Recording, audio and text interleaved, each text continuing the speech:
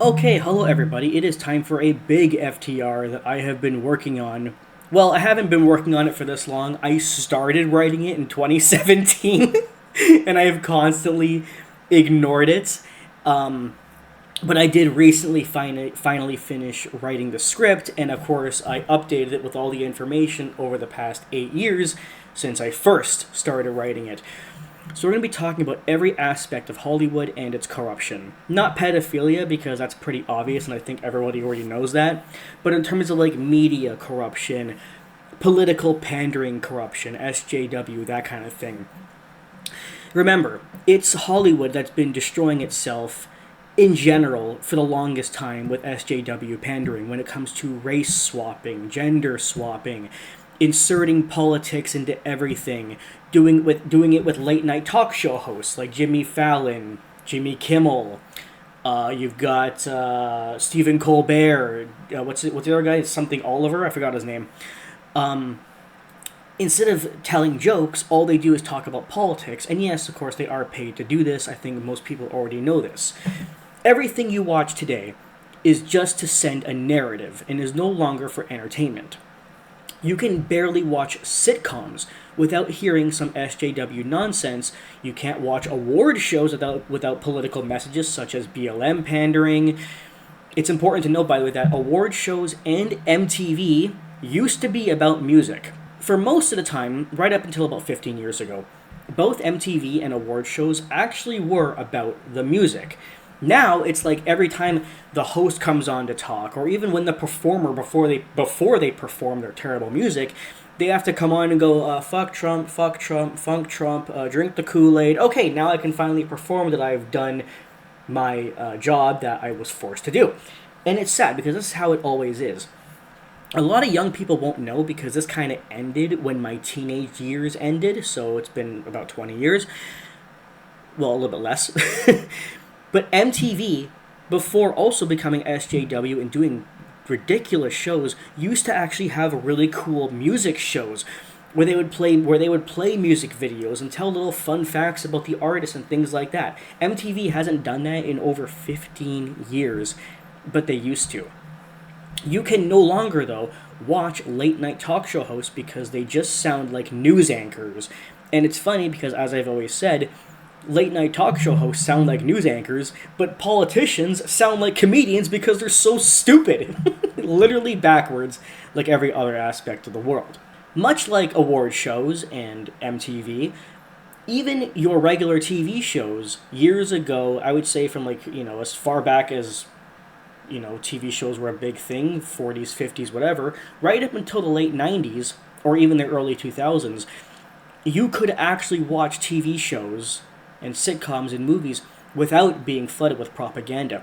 But today, every show, every movie, and even some video games need to constantly shove SJW messages or political pandering in your face. Back in the day, you could find such amazingly hilarious TV shows that were also offensive. Because back in the day, when people still had brains, people didn't get easily offended by a TV show because they knew that the show wasn't real and it was jokes. And that's actually one of the problems we see today, is because one of the big reasons why people get offended so easily, like, yes, of course, there's the SJW thing and everyone is sensitive and everyone is weak, yada, yada, yada. That stuff is all true. But there's actually a little bit more to it that I never talked about before.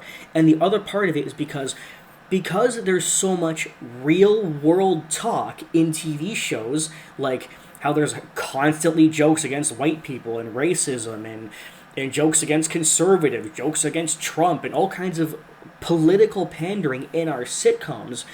Because they've brought in that real world stuff into our sitcoms, it has actually caused young, dumb people to view the sitcom as more realistic because they're talking about real life things, and that's actually part of the reason why they get so offended, because they are no longer watching a sitcom to escape from reality.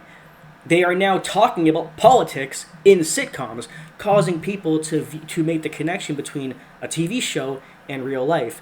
And that's actually one of the reasons why it happens. But back in the day, people knew it was a show just for entertainment purposes, which is no longer true. But in modern day, where shows are constantly pandering and giving political messages, it's become a lot more real. So thus, people take it more seriously, and of course, how everyone today is just easily offended. And I think, like I said, that's the reason why.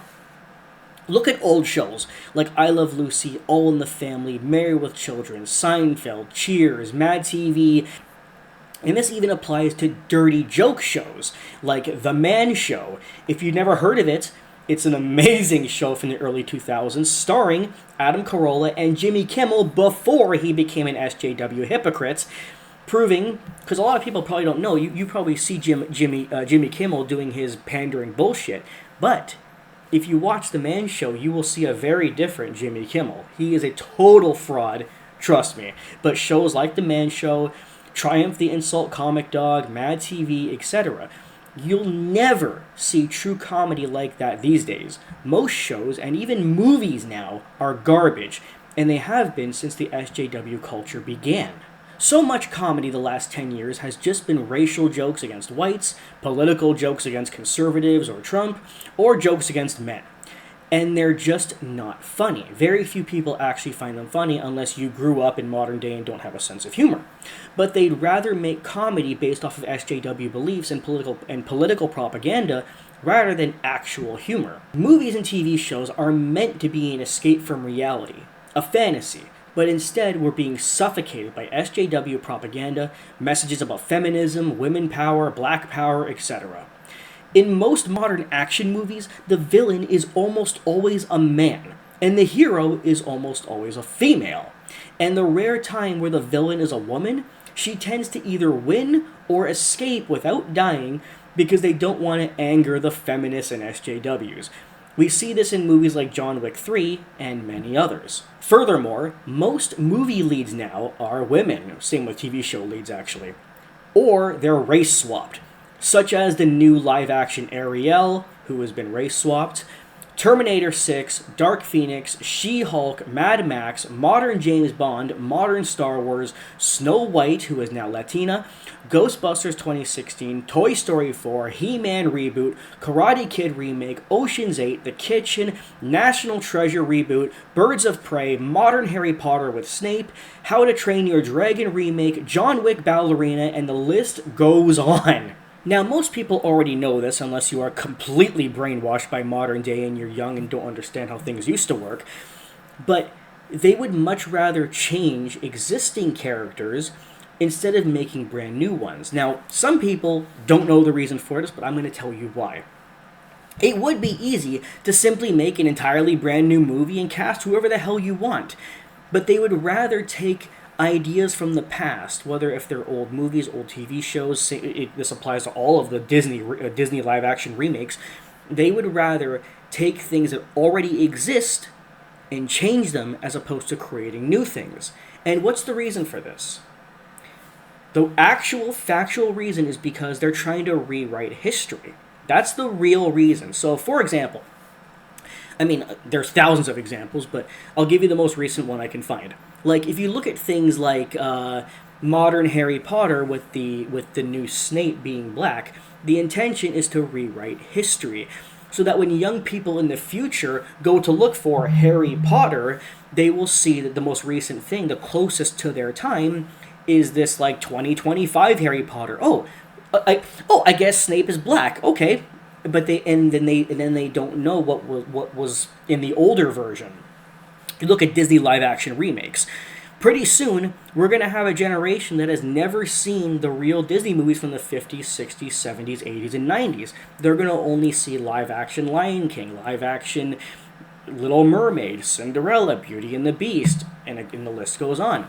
And they're going to think, oh, okay, so all of these characters, the fairy godmother in Cinderella is black, Ariel is black,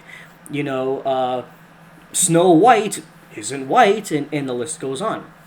The intention is not to create something new. What their real goal is to rewrite history and erase white people from roles that they were once in. Now I want to talk about the utter hypocrisy of black people. I've already done it when I talked about cultural appropriation, and how cultural appropriation isn't actually about appropriating culture. They just don't want white people to do it. They don't give a shit if a Latino person eats African food or vice versa. They only care if white people do it. So it's not about appropriating a culture. It's specifically about white people doing it because everyone is a fucking racist and they don't want to admit to it. But it is about racism against white people. And every single time a white actor in a show is replaced by a black one, the smart people complain for the reasons that I just gave you. But the black people will defend it and say, what's the big deal? Okay, let black people have their place. Even though it's not about that. But now there's also the hypocrisy, because most recently we have learned that the new Black Panther lead is going to be a white guy. Rumored to be played by Ryan Gosling, although we're not sure if that's confirmed yet. But the point is, it'll be some white actor. And to the surprise of nobody who's aware, black people are complaining about it. So let me get this straight. Black people are allowed to race swap every white actor on the entire planet, but one black movie race swaps one guy, and it's a huge problem. This is not a surprise if you're smart. This is classic SJW hypocrisy. Now, don't get me wrong. In my personal view, I absolutely think that the Black Panther actors should, in fact, be black. I do not agree with this. Even if it is, I know it only happened once. But I still don't agree with making the actor white. I don't. But at the same merit, I also don't agree with taking white actors from the past and making them black. I simply don't want race swapping. And for those of you who are so stupid, you actually believe that it's about racism, it's not. It's not about racism. It's about preserving history when these movies were good, when they were new in their original form, and keeping them in their original form for nostalgia purposes and not rewriting history. It's not about racism. People just don't want everything to be changed. I have no problem with a gay actor in a movie or a black actor in a movie. But all I ask is that the movie in question is something new. That's it. I don't think I'm asking much by saying make it a new idea and not be SJW. Nobody who hates race swapping is a racist. They just hate it because you're rewriting history. If you made a brand new idea with black actors or gay actors, whatever, nobody would say a fucking word as long as you weren't changing the past. That's the problem. It's got nothing to do with racism. Nothing. But never mind race swapping, now let's go into gender swapping. There's already many great movies with female leads, like Kill Bill or Tomb Raider, and many more. And nobody hates those movies. And just like I said, it's because those were original ideas. They weren't done via SJW pandering and race swapping or gender swapping, proving, like I said, that it has nothing to do with racism or sexism. But when you do pander, these movies and TV shows always fail. And again, it has nothing to do with them being black or female. It's because the movie itself is constantly SJW pandering in very obvious ways. Like making the actress a feminist, giving her lines like, "I'm strong and independent," throwing in a political anti-Trump joke or an anti-white comment, etc. These messages constantly being shoved in people's faces just ruins the movie and the experience. And it's the exact reason why movies like this always get a 1 out of 10 from the viewers, but a 10 out of 10 from the critics. And the reason for that is because critics are paid off to give SJW pandering movies and TV shows a high rating, and any movie that isn't SJW a low rating. That is a fact. It's been proven repeatedly that they are paid off to give high ratings to anything that's SJW pandering, even if it's terrible, and low ratings to anything that does not pander to SJW, even if it's a great movie. An example of this, like I have on the screen, is Joker 2019, or the opposite being Lily Singh's late night show, or She-Hulk, or Velma, and so many more, because this has happened multiple times. This is the same reason why nobody likes late night talk show hosts like Stephen Colbert or Jimmy Kimmel, etc., because all they do and all they've done for the last decade is discuss politics and insult Trump or conservatives in general. They're not even comedy shows anymore. They used to be, though. They used to be. Remember Jay Leno? His show is much older, but back when he was on, he was one of the top rated of all time. And he told actual jokes. He didn't just pander to SJWs or the media. But unsurprisingly, he was hated by the media. Remember when Jimmy Fallon was the only late-night talk show host in modern day who actually did his show properly and made jokes? But then he was threatened to be fired because he was, and I quote, too nice to Trump. Yeah. Watching modern late-night shows is like watching the news. Another example, remember the show Last Man Standing? In 2017, that show was canceled just because it starred a conservative family. Even though they also made a lot of anti-conservative jokes to balance it out and avoid getting canceled, even though they still did, they still got canceled because it made some liberal jokes, God forbid. Then the network lied and said they canceled it due to low ratings, despite it being the second highest rated show on the network at the time. In fact, a lot of people still don't know, but think back to when Trump was president the first time, and this time, to be honest. How often do we see random celebrities on TV, on the news, or on YouTube just gathered around sending negative messages about Trump over and over, or pushing SJW lies like BLM, feminism, etc.? For those of you unaware, celebrities don't actually believe in that shit. They do it because they're paid off and threaten to lose their fame if they don't do it, like Sylvester Stallone. The same thing that happened to Jimmy Fallon happens to most celebrities. And just as an example, I know this is a little bit off topic because I'm going into politics rather than Hollywood, but look at how things are done when it comes to conservatives versus Democrats running for president. You'll notice that whenever, for the most part, when a conservative brings on a celebrity guest, they're usually business oriented in some way or another, like Joe Rogan or Elon Musk. But when a Democrat does it, like Kamala Harris, they're bringing on like Robert De Niro, Beyonce, and like actual like music celebrities. Now there's a reason for this. It's because conservatives are generally more business oriented. They're not going to be brought in by all of the young pop stars like Taylor Swift, for example. They want to see things done factually and from a business point of view. But then, on the left, because they're a lot more young and stupid, their attention is easier grabbed by bringing Beyonce, Taylor Swift, Bruno Mars on stage in order to gather more votes. That's the actual reason why they do it, and also why the left constantly has celebrities like Robert De Niro and many others come on camera to say, oh yeah, Trump's a piece of shit, make sure you vote for Kamala Harris, where's my money? That's how it's always been done, and that's the reason why it's done. Remember Paris Jackson's SJW speech from 2017, where she mocked Michael Jackson, her father, by making a fake news joke? Paris's speech was also scripted. Here's a clip from my video. You just want people to come together against Trump. Typical SJW logic. And that's not fake news. This is why her speech bothered me so much. Okay, Paris, we need to have a little chat. I hope you realize, Paris, that the majority of people in the world who at one time hated the media, even though they should be hating the media more now, are actually hating it less now. Because as I've explained before, neoliberals and SJWs, they don't care about facts. They just care about whatever's on their side at the particular moment.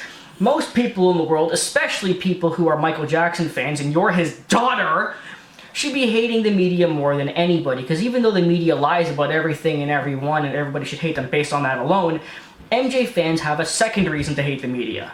Because they attacked Michael, your father, repeatedly. But now that Trump is against the media, and the media is lying about him, all of a sudden the media is great.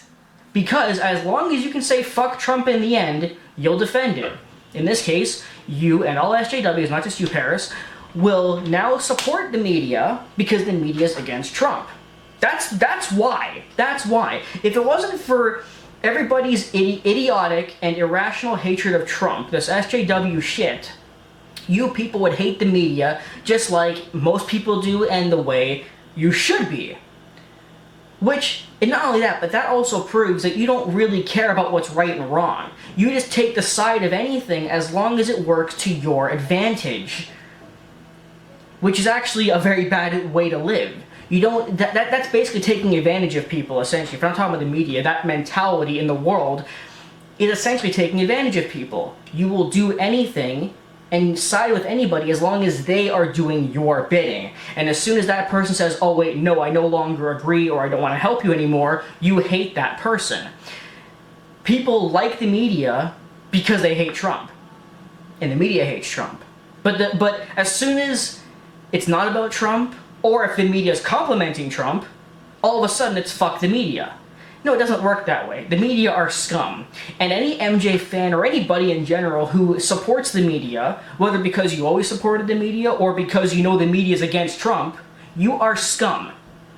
Especially if you're a Michael Jackson fan, and especially if you're his daughter, Paris, because as his daughter, you should be defending your own father, who was attacked by the media for almost 40 years. You are a hypocrite to make that fake news joke. You have dishonored your father. So I said it back then, even in 2017. And just like I was talking about with celebrities being paid off by Democrats, Paris Jackson was one of them. That was entirely scripted, what she said. But I gotta say that all of this is pointless. Even when Hollywood does pander to SJWs, they still complain about it, so why even bother? A prime example of this is how they made Bo Peep a feminist in Toy Story 4. But then afterwards, the SJWs flocked to Twitter to say, and I quote, "She's not feminist enough." Or when they put LGBT people in Deadpool, SJWs said it wasn't LGBT enough. Why bother satisfying these people when you can't? It's because they are the loud minority in control, and if Hollywood and the media doesn't at least try, they'll just scream louder like a kid in the candy store. Commercials is another one.